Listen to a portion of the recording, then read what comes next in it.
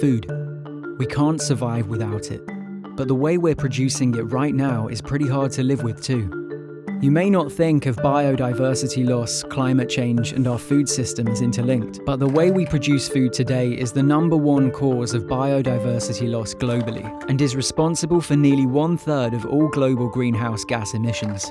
This means what we eat and how we produce it is having a major impact on our planet. But how come that's happening?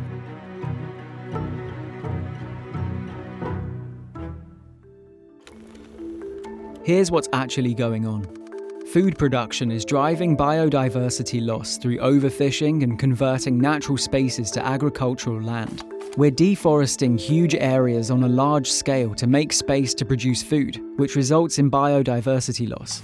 When we lose biodiversity, we lose species and spaces which are essential allies in our efforts to combat the climate crisis, because intact natural spaces store carbon, provide oxygen, and regulate temperatures. We see the impact of the climate crisis through erratic and unseasonal weather patterns, degraded soils, and drought. This causes crops to fail, which makes food production even harder.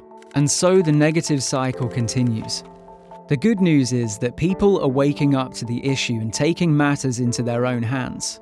From the booming plant-based food industry and more organic, local and sustainable options in shops and restaurants, to the increasing popularity of flexitarian, vegetarian and vegan diets, it's obvious that the way we think about and consume food is starting to change for the better. But to create long-lasting change, it's crucial for us to recognize that the food, biodiversity, and climate crises are all intertwined.